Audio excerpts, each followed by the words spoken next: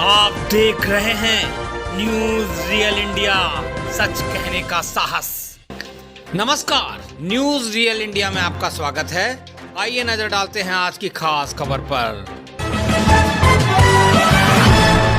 उत्तर प्रदेश की योगी सरकार एक तरफ अपराधियों और भूमि माफियाओं पर जीरो टॉलरेंस की नीति अपनाए है, लेकिन भूमि माफिया फिर भी लगातार पुलिस से सेटिंग गेटिंग कर जमीन कब्जाने का खेल कर रहे हैं। ऐसा ही एक मामला कानपुर का है, जिसमें बुजुर्ग की जमीन बाहुबलियों ने कब्जा ली और 70 साल का बुजुर्ग अधिकारियों और थाने के चक्कर काटकर परेशान हो चुका है, जिस पर अब बुजुर्ग ने महामहिम राष्ट्रपति से इच्छा मृत्यु की गुहार लगाई है। कानपुर की सदर तहसील के यह नजारा है, जहां 70 साल के बुजुर्ग वेद प्रकाश हाथों में फाइल लेकर अधिकारियों की चौखटों के कई महीनों से चक्कर काट रहे हैं, लेकिन इस सीनियर सिटीजन की सुनवाई करने वाला कोई नहीं। चौकी से लेकर थाने तक, थाने से लेकर पुलिस कमिश्नर तक सभी के पास गुहार लगा चुका है ये बुजुर्ग। पुलिस के अलावा प्रशासन के सभी अधिकारी की चौखट ना पाया है ये बुजुर्ग। मुख्यमंत्री की जनता दरबार में भी पेश हो चुका है ये बुजुर्ग।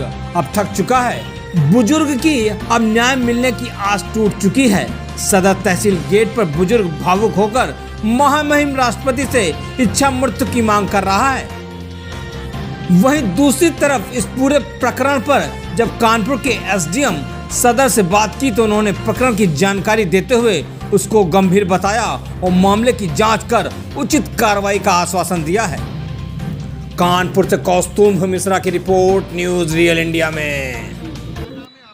वेद प्रकाश सोनथले नाम है। हमारा क्या है, 1.5 बीघे के ज़्यादा ज़मीन सतबरी गांव में है। 2004 से खुद खरीदी हुई है हमारी। और उसके बाद क्या हुआ, हम यहाँ रहते तो कोई बात नहीं थी। कुछ दिनों बाद क्या है कि हमारे बेटे की डेथ हो गई थी, तो हम 2013 चले गए थे। 12-13 में बाद में कानपुर छोड़ दिया था हमने। तो बीमार था बच्चा, तो इस क्या है, उस ज़मीन पर सब कुछ ठीक चल रहा था हैं। 2014 के बाद बच्चे की डेथ के बाद से ना, ये बगल में जो ज़मीन है वो स्कूल वालों की है। अनिल सिंह जी हैं, वो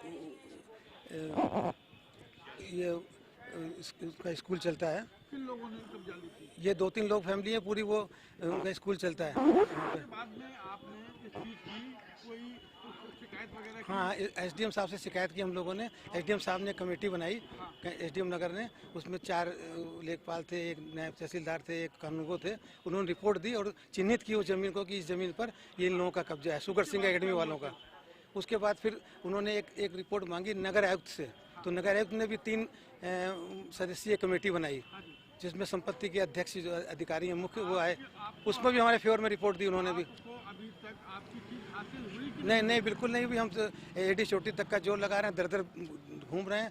और तक भी गए थे? हाँ, सीएम तक के भी हम गए। हाँ, हम उनका कुछ नहीं हुआ, उन्होंने लेटर लेके आगे फॉरवर्ड कर दिया। और वो जो एंटी भू माफिया पोर्टल है, उस पर भी शिकायत दर्ज है। अब ये चाह रहे हैं कि चूँकि बाहुबली हैं, दबंग लोग हैं, इनसे ज़मीन छुड़ाया जाए, मिले हमको। अगर ज़मीन आपकी वैसे न मिल पाई तो क्या करेंगे? अब क्या, हम तो अब चूँकि 2 बेटियां, हम बहुत ज़्यादा थक चुके हैं सर, हम बताएं। अब हम तो मतलब ये सोचना है कि बिल्कुल अब आखिरी हथियार है हमारा, तो कि मर जाएं, ये सोचना है बिल्कुल। बहुत ज़्यादा मतलब हम बोल नहीं सकते आपको। बस आप ज़्यादा इसके बारे में बात ना करें, क्योंकि एक तो बच्चे के दर्द से भी हम बहुत परेशान है, पूरा परिवार। कुछ कोरोना हुआ, हमको अस्पताल में रहना पड़ा 15-16 दिन, हम उससे बहुत परेशान हैं। अब हम इतना सिर्फ चाहते हैं कि अगर ये बन जाए, नहीं तो राष्ट्रपति से मिले, कहते भैया अच्छा मित्र दो, हम मरें, बच जाए, ख़त्म करें। हम इसमें जहाँ जीना। शहर में सर ऐसा देखा गया है कि जो सीनियर सिटीजन हैं, उनके यहाँ पर बच्चे नहीं है या बाहर रहते, अक्सर उनकी जो ज़मीनें हैं उन पर कब्जे होते हैं। आज भी एक मामला आया है। अभी एक बुज़ुर्ग प्रार्थी आए थे, जिन्होंने बताया कि उनकी वो जयपुर में रहते हैं और उनकी यहाँ पर एक भूमि है जिस पर किन्हीं लोगों द्वारा कब्जा किया गया है और इसकी शिकायत प्राप्त हुई है। और ये बहुत ही गंभीर समस्या है कि लोगों की ज़मीन पे यदि अनाधिकृत कब्जा हो रहा है। तो ये तथ्यों की जांच करते हैं और जांच में यदि स्पष्ट आता है कि इस तरीके का कब्जा हुआ है, तो जो भी विधिक कार्यवाही तहसील स्तर से हो सकती है उसको किया जाएगा।